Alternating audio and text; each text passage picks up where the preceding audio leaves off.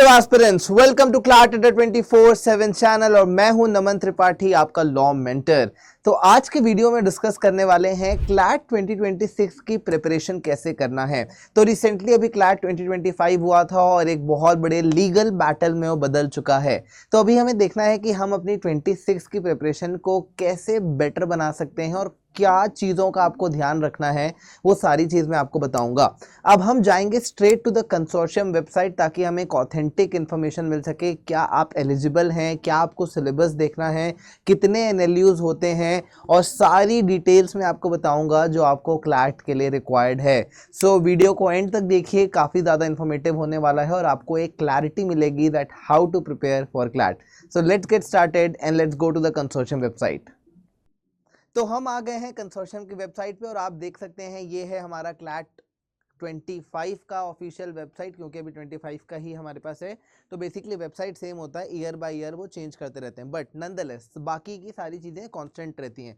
तो हम यहाँ पे देख सकते हैं this is consortium of NLUs, हम हैं अंडर ग्रेजुएट में।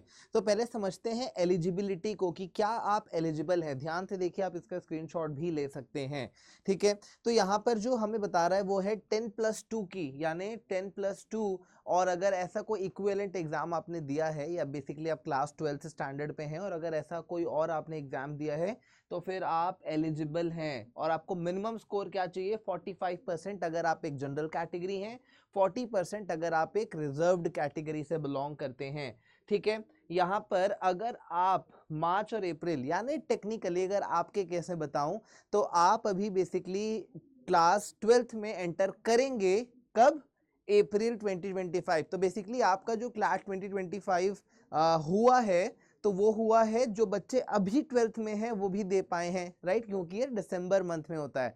तो जो बच्चे 2025 टू 2026 के टेन्योर में क्लास 12th में रहेंगे वो बच्चे 100% एलिजिबल हैं इस एग्जाम को अपियर होने के लिए। तो ये है एक छोटा सा एलिजिबिलिटी क्राइटेरिया कि आप अगर 12th अपियरिंग हैं तो भी आप एग्जाम दे सकते हैं, 12th पास कर चुके हैं तो भी दे सके हैं, और अगर आप पास कर चुके हैं और आपका मिनिमम परसेंटेज 45 है जनरल कैटेगरी में तो आप अपियर हो सकते हैं, और अगर 40% है रिजर्व कैटेगरी का तो आप अपियर हो सकते हैं। तो आई होप आपको एलिजिबिलिटी क्लियर हो गई होगी। अब हम बढ़ते हैं, देखो ये अंडर ग्रेजुएट सेक्शन है, यहीं पर आपको सारी डिटेल्स मिलेगी। अब हम जाते हैं सिलेबस एंड गाइड में। तो देखिए सिलेबस में क्या है, हमारे पास कितने सेक्शंस होते हैं, हमारे पास यहाँ पर 5 सेक्शंस होते हैं, starting from English language, then general knowledge including current affairs, then you have legal reasoning, then you have our logical reasoning and you have quantitative technique. तो ये आपके 5 प्राइमरी आपके सब्जेक्ट्स हैं। अब यहाँ पर इन सारे सब्जेक्ट्स की अगर मैं डिफिकल्टी लेवल की बात करूं प्रीवियस ईयर्स के पेपर को देखते हुए तो इसकी डिफिकल्टी लेवल एवरेज होती है, मॉडरेट होती है, कभी पेपर एक्सट्रीम डिफिकल्ट नहीं आता। जी हाँ, एक्सट्रीम इजी जरूर आ सकता है। तो क्लैट 2024 का पेपर देखा गया था कि काफी इजी आया था और जो 25 का पेपर है वो इजी टू मॉडरेट के बीच आया था, लेकिन अभी तक हमें एकदम डिफिकल्ट पेपर देखने को नहीं मिला। ये आया था क्लैट 2015 2018, ऐसे पेपर्स डिफिकल्ट थे, उसके बाद से डिफिकल्टी लेवल कम कर दी गई है। कारण ये कि एक्सेसिबिलिटी बढ़ानी है ताकि बच्चों को डिफिकल्टी ना हो। तो ये हम समझते हैं सेक्शन वाइज कि क्या क्या आपको प्रिपेयर करना पड़ेगा। तो इंग्लिश सेक्शन क्या डिमांड करता है आपसे, इंग्लिश सेक्शन में अगर आप देखेंगे तो कुछ बेसिक बातें बताई गई। क्या बोला जा रहा है कि आपको कुछ पैसेजेस दिए जाएंगे जो कि 450 वर्ड्स के होंगे और यहाँ पर आपको क्या करना है, ये पैसेज बेसिकली आए हैं किसी फिक्शन या फिर नॉन फिक्शन राइटिंग से। तो देखिए ये 2 वर्ड्स आपको बहुत कुछ इंडिकेट करते हैं, फिक्शन या नॉन फिक्शन राइटिंग, राइट। फिर बोल रहा है कंटेम्प्रेरी या हिस्टोरिकली। तो आपको ना बेटा अपनी रीडिंग को बहुत स्ट्रॉन्ग करना है। यहाँ पे 2 वर्ड्स आपको बहुत कुछ सिग्निफाई कर रहे हैं कि आपको यहाँ पे अपनी रीडिंग को बहुत स्ट्रॉन्ग करना है। ज्यादा से ज्यादा फिक्शन बुक भी पढ़िए, नॉन फिक्शन बुक भी पढ़िए, दोनों चीजों को पढ़िए। ज्यादा से ज्यादा एडिटोरियल्स पढ़िए न्यूज़पेपर के, be it, Times of India, the Hindu, the Indian Express, whatever you have, please read that. अब आपको क्या करना है, ये जो 450 वर्ड्स के पैसेज आएंगे आपको रीड करना है, कॉम्प्रिहेंड करना है, जो भी मेन पॉइंट डिस्कस हैं वहां से आपको इन्फरेंसेस ड्रॉ करना है, पैसेज को समराइज करना है, कंपेयर करना है, कॉन्ट्रास्ट देखना है डिफरेंट आर्ग्यूमेंट्स के बीच क्या हो रहा है, और आपको वेरियस वर्ड्स का मीनिंग समझ में आना चाहिए, यानी कि वोकैबुलरी। तो आपकी वोकैबुलरी, इडियम्स, फ्रेजेस, ये सारी चीज़ें बहुत स्ट्रांग होनी चाहिए। Let's go to the next section which is current affairs including general knowledge. अब देखिए, करंट अफेयर्स तो हमें सबको पता है, जनरल नॉलेज भी हमें पता है। यहाँ पे कुछ स्पेसिफिक सेक्शन दिए गए हैं कि यहाँ पर आपको इन एरिया से भी क्वेश्चन आ सकता है। वर्ड लिखा है इंक्लूडिंग, तो आपसे जो पूछा जाएगा क्वेश्चन वो पूछा जाएगा contemporary events of significance from India and the world. तो हमारे इंडिया में और हमारे पूरे वर्ल्ड में क्या रिसेंट चल रहा है वो आपसे पूछ सकते हैं। जैसे कि हमने देखा कि मोदी 3.0 इस बार बना, राम मंदिर का इनॉग्रेशन हुआ। अब राम मंदिर के इनॉग्रेशन के पीछे बहुत बड़ी हिस्ट्री है, बाबरी मस्जिद और अयोध्या के डिस्प्यूट को लेकर, जो कि 1991 से प्राइमरीली चल रही है। डिस्प्यूट तो बहुत पहले से चल रहा है, लेकिन जो मेन लीगल हिस्ट्री शुरुआत हुई है वो 1991 से हुई है, तो वो आपके लिए इंपॉर्टेंट हो जाता है। उसके बाद हम रशिया यूक्रेन का वॉर देख रहे हैं। उसके बाद हम देख रहे हैं कि वॉर चल रहा है और भी जगह में, Syria, Iraq, Yemen, Palestine, right, Israel, तो ये एक वॉर चल रहा है। कहीं इंटरनेशनल लेवल पे कोई नई प्रेसिडेंट बदल रहे हैं, कोई नया प्राइम मिनिस्टर बन रहा है, जैसे यूएस के प्रेसिडेंट बदल गए, वापस आ गए हमारे डोनाल्ड ट्रंप, राइट। तो लाइक दिस जो इंडिया और वर्ल्ड में इंपॉर्टेंट चीजें हो रही हैं, ओलंपिक्स, पैरालंपिक्स हुआ इंडिया में इस बार, which was the heat of the moment, right. कई अवार्ड्स हमें मिले और हमने इनफैक्ट क्रिकेट में वर्ल्ड कप जीता और हमें चेस में चैंपियनशिप जीती। हमारे Indian is the youngest player बन गए हैं, right. D Gukesh is the youngest player now. तो like this what ever important going on is contemporary, ये सारी बातें मैं आपको 2024 की बता रहा हूं। तो जब आप आज से प्रिपरेशन शुरू कर रहे हैं तो इन चीजों को तो कवर करना ही है, क्योंकि 24 इज अ रीसेंट, जो आने वाले समय में भी जो ये कंटेम्परेरी इवेंट्स होंगे उसे भी आपको कवर करना पड़ेगा। आर्ट्स एंड कल्चर से रिलेटेड कुछ बातें, international affairs and historical events of continuing significance. इसका मतलब ये कि फॉर एग्जांपल कोई, जैसे मैंने बताया राम मंदिर का, तो 1991 में इशू शुरू हुआ था, 2000 में केस फाइल हुआ, लेकिन 2022 में आके हमने मंदिर का इनॉग्रेशन किया। 2017 में सुप्रीम कोर्ट का जजमेंट आया था, 2021 में फाइनल जजमेंट आया था सुप्रीम कोर्ट का। तो क्या हुआ? Continuing significance, right. किसी चीज की हम 100th एनिवर्सरी मना रहे हैं, किसी चीज की 200th एनिवर्सरी मना रहे हैं, किसी चीज का हम कन्वेंशन सेलिब्रेट करें, तो बेटा कुछ भी हो सकता है जिसका कि कंटिन्यूइंग सिग्निफिकेंस हो। तो ऐसी चीजों को पॉइंट आउट करना है, ठीक है। चलिए बढ़ते हैं थर्ड सेक्शन में, ये है लीगल रीजनिंग।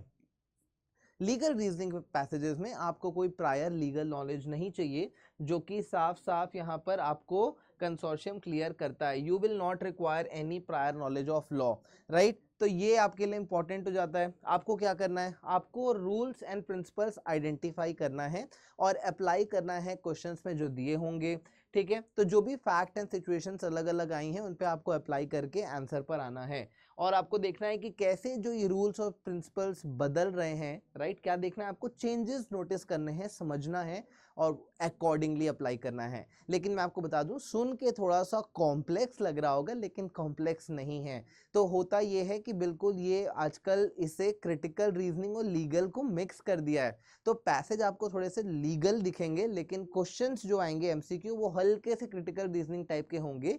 जैसे कि फॉर एग्जांपल पूछ रहा होगा कि ऑथर क्या बताना चाह रहा है, अगर ऑथर ये बोल रहा है तो कैसे ये आर्गुमेंट वीक हो जाएगा लीगली, या फिर अगर ये सपोर्ट होता है तो फिर इनमें से कौन सा ऑप्शन चुनेंगे जिससे कि पैसेज में दिए हुए ओपिनियंस वीक हो जाएंगे।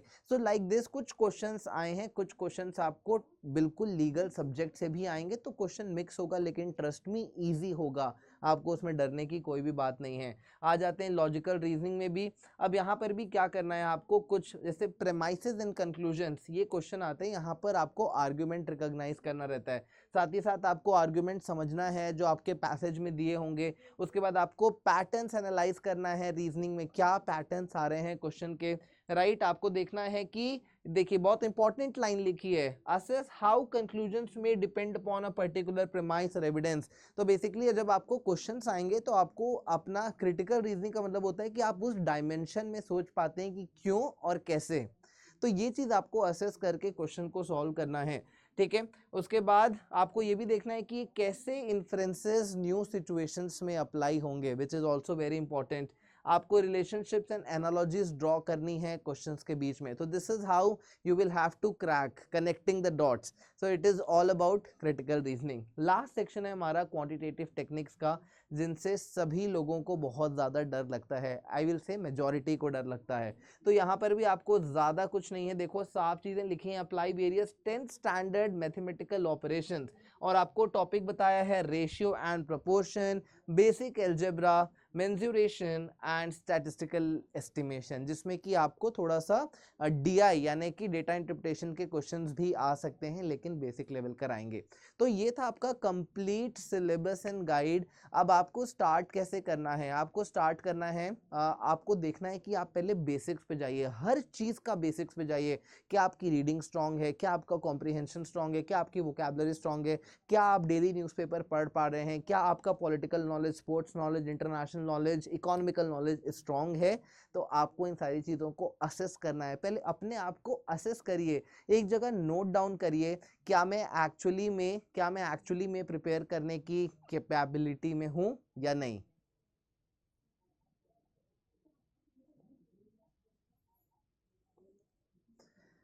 देन आपको खुद को आइडिया मिल जाएगा कि मेरा ये लेवल है, मुझे इस लेवल तक पहुंचना है। जैसा कि हमने अभी देखा क्या क्या हमारे पैटर्न्स हैं, तो ये चीज़ तक पहुंचने के लिए आपको एक सेल्फ कॉन्फिडेंस की ज़रूरत है, और trust me the process is easy.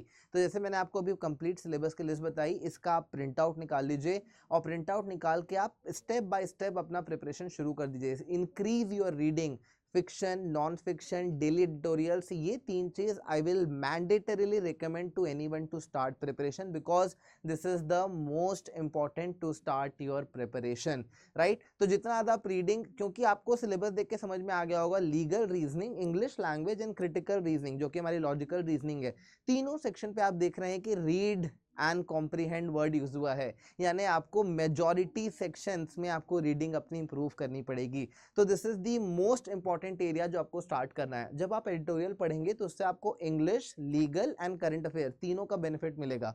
अब आप सोच रहे होंगे कैसे, जो एडिटोरियल्स आते हैं बेटा, उसमें बहुत हाई लेवल की इंग्लिश यूज होती है और कभी मीडियम लेवल की इंग्लिश यूज होती है, तो वहां से आप अपनी इंग्लिश यानी कि वोकैबुलरी ठीक कर सकते हैं।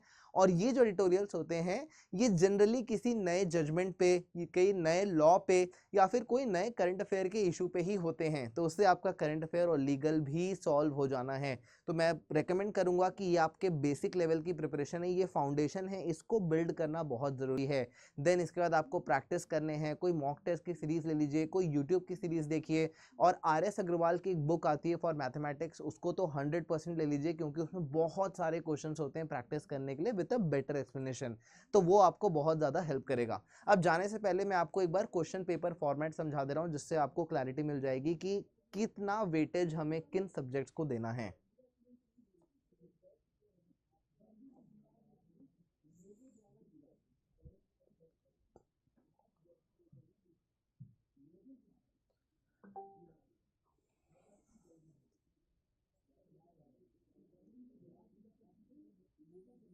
ओके तो अब हम आ गए हैं क्वेश्चन पेपर फॉर्मेट पे। तो अभी मैंने आपको समझा दिया कि आपको प्रिपरेशन कैसे शुरू करनी है, आपका सिलेबस क्या है, लेकिन अब किसको कितना वेटेज देना है उसके लिए हमें ये देखना जरूरी है। तो आइए समझते हैं क्वेश्चन पेपर फॉर्मेट को। जो मैक्सिमम मार्क्स होंगे वो 120 मार्क्स होंगे, 2 घंटे का आपको समय मिलेगा। तो बेसिकली 120 क्वेश्चन 120 मिनट्स, ठीक है। उसके बाद नेगेटिव मार्किंग भी है, फॉर एवरी रॉन्ग आंसर आपके कटेंगे -0.25, यानी अगर आपने 2 क्वेश्चन सही किए और 1 क्वेश्चन गलत कर दिए तो आपको 2 मार्क्स तो मिल गए सही करने के, लेकिन जो आपने गलत किया उसका -0.25 हो गया, यानी आउट ऑफ 3 अब आपको मिलते हैं ओनली 1.75। तो ये नेगेटिव मार्किंग ऐसे कैलकुलेट होती है, ठीक है। चलिए अब अगर हम सब्जेक्ट एरियाज वेटेज देखें तो इंग्लिश लैंग्वेज करीब आपको 20 to 26 क्वेश्चंस आएंगे। हम एक मीडियन लेके चलते हैं, मान लेते हैं 25 questions. Current affair including general knowledge 30 questions, legal reasoning 30 questions, logical reasoning 25 questions, और क्वांटिटेटिव टेक्निक्स 10 क्वेश्चंस। तो दिस कंप्राइजेज ऑफ 120। अब ये आपको एक ब्रॉड फिगर दिया है कि इस बीच में आ सकता है, हो सकता है कि लीगल रीजनिंग में 28 to 32 लिखा है तो 28 ही क्वेश्चन आए या फिर 32 क्वेश्चन आ जाए, तो बाकी का जो प्रपोर्शन है वो अपने आप कम ज्यादा होगा। इसलिए मैंने आपको मीडियन में समझा दिया एक राउंड फिगर लेके कि कैसे हम इसका कैलकुलेशन लेते हैं। तो रफली हमें जो दिख रहा है हाईलाइट यहाँ पे देख सकते हैं 25%, 25%, यानी कि करंट अफेयर और लीगल रीजनिंग आपके 50% पेपर को कंप्राइज करते हैं, सिर्फ 2 सेक्शन मिला के। अब हमारी स्ट्रैटेजी ये बोलती है कि आपको 50% पे पहले फोकस करना है, क्योंकि ये 2 सेक्शन से आपका 50% कवर हो जाएगा। तो अगर आप मान लीजिए अपने करंट अफेयर और लीगल रीजनिंग को बहुत स्ट्रॉन्ग कर लेते हैं तो आप क्लैट का 50% ऑलरेडी क्लियर कर चुके हैं, ठीक है। लेकिन the crack is, legal clear करने के लिए आपका इंग्लिश स्ट्रॉन्ग होना ही चाहिए, तो बाय डिफॉल्ट इंग्लिश आपके साथ रहेगा, राइट। तो ये था हमारा सब्जेक्ट का वेटेज एंड आई होप आपको क्लैरिटी मिल गई होगी कि सब्जेक्ट को आपको कैसे डिस्ट्रीब्यूट करना है।